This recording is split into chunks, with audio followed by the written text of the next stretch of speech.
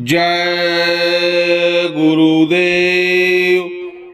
एक बार स्वामी जी महाराज ने सत्संग में सुनाते हुए कहा कि लोग हर चीज नई चाहते हैं, पुरानी चीजें उन्हें भाती नहीं। पुराने रस्म रिवाज, पुरानी सभ्यता, पुराने दस्तूर सब कुछ बुरे लगते हैं, क्योंकि उनमें अच्छाइयाँ थी, अंकुश थे, दिन छिपा रहता था। लेकिन नई बातों में आजादी है, आवारगी है, निरकुशता है। जो मन को चाहिए था वह मिल गया, फिर भला वह बावले कुत्ते के समान न हो जाए तो हो गया। पहले राजे महाराज, साधारण लोग, यानी ऊपर से नीचे तक सारा समाज संतों फकीरों की तालीम पाता था, उनके बनाए नियमों पर अमल करता था। तब आज जैसी हालतें नहीं थी, आज की तरह आवारगी और मनमानी नहीं चलती थी। तब हर स्त्री पुरुष, लड़का लड़की अपने कर्तव्यों पर नजर रखता था। अदब, लिहाज, शर्म, हया सब कुछ था। मगर आज यह नई बातों से विदा हो चुके हैं। नया जमाना, नई जिंदगी, चाहे वह कितनी खतरनाक हो, अच्छी लगती है। सब्र जाता रहा, विश्वास उठ गया, सबने संतुलन खो दिया, बलहीन हो गए, आयु घट गई, बुद्धि बल बहुत कमजोर हो गया, आत्मबल तो बिरले के ही पास होगा। हम कुछ ऐसे भूले कि हमेशा के लिए खो गए, रास्ता मिलता नहीं, भटक रहे हैं। पहले तो समझाने वाले रहे नहीं, यदा कदा कोई मिल भी गया तो उसकी बात नहीं सुनी। सारी दुनिया अपनी ही जाल में फंसती चली जा रही है। बुद्धिवाद चारों तरफ फैल गया, जिंदगी को समझा नहीं, मौत की तरफ दौड़ते चले जा रहे हैं। सारा जीवन रोते बिताया, अमोल मनुज तन खो दिया।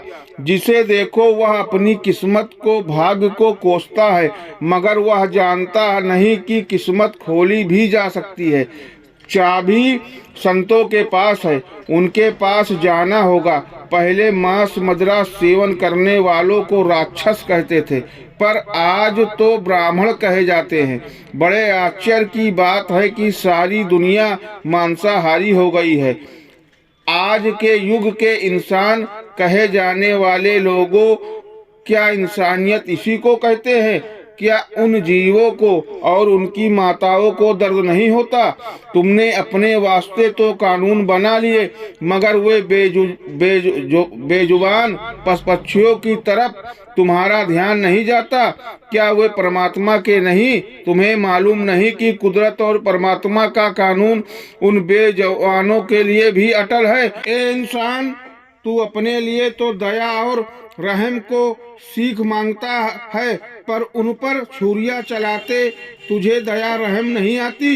जो तू खुद के लिए पसंद करता है वही तू दूसरों के लिए क्यों नहीं पसंद करता है? तुम्हारे कर्म धर्म जैसे हैं वैसा समय तुम सबको देखना और भोगना होगा। तकलीफें अनेकों प्रकार से आवेंगी, महंगाई और बढ़ेगी, हवा और पानी भी तूफान बनकर आ सकते हैं, वर्षा न होने से अकाल पड़ सकता है, बमबारियां भी हो सकती हैं।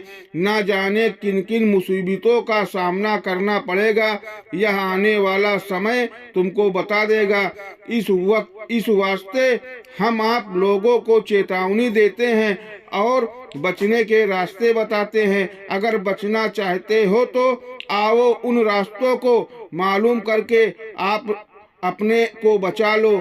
सहन शक्ति मिलेगी। भौतिकवाद विनाशदाता है क्योंकि असत्य है, अध्यात्मवाद जीवन दाता है क्योंकि सत्य है।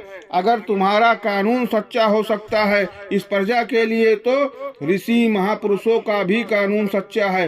तुम कानून लागू करके दूसरों को सजा दे सकते हो, तो क्या जो ऋषि मुनियों ने लिख दिया वह कानून सच्चा नहीं होगा? उनका सच्चा विधान, सच्चा नियम है। ये आत्मदर्शी थे, भविष्यवर्ती, त्रिकालदर्शी थे। सत्संगी जन इस भाव का प्रदर्शन न करे कि हम सेवा करते हैं। सेवा वही उत्तम है जिसको केवल गुरु जानता हो और कोई न जान सके। अपने मुंह से तथा भाव से यदि किसी ने जान लिया तो उसका फल में एक पैसा हो जाता है और कुछ दिन में वह भी खत्म हो जाता है।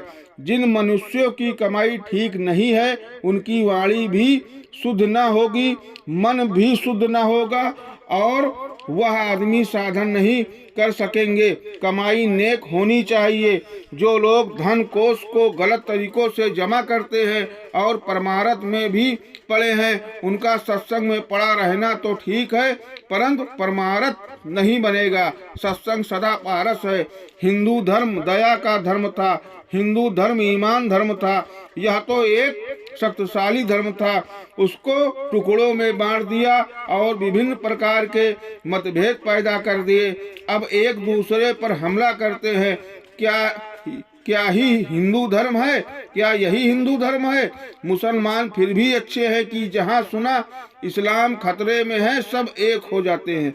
यहाँ तो धर्म के नाम पर कोई खड़ा भी नहीं होता। इसी से यह तकलीफ आई।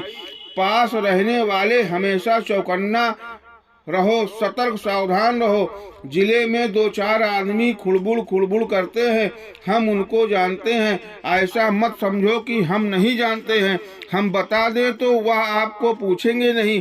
यह कच्चा धागा है, उसे बांटो, जब बट जाएगा तो टूटेगा नहीं। गाड़ी चली जाएगी, गाड़ी रुकने वाली नहीं है। तुम समझते हो बाबा जी का काम रुक जाएगा, वह रुकने वाला नहीं है। हम अपना काम समझते ही नहीं है, हम उसका काम समझते हैं। अच्छे लोग आने की तैयारी करने लगे और आने भी लगे। वह लोग सोचा करते थे कि अच्छे लोग कहाँ होंगे, अच्छा रास्ता कहाँ होगा। अभी तो हम उनकी इंतजारी में चुपचाप बैठे हैं।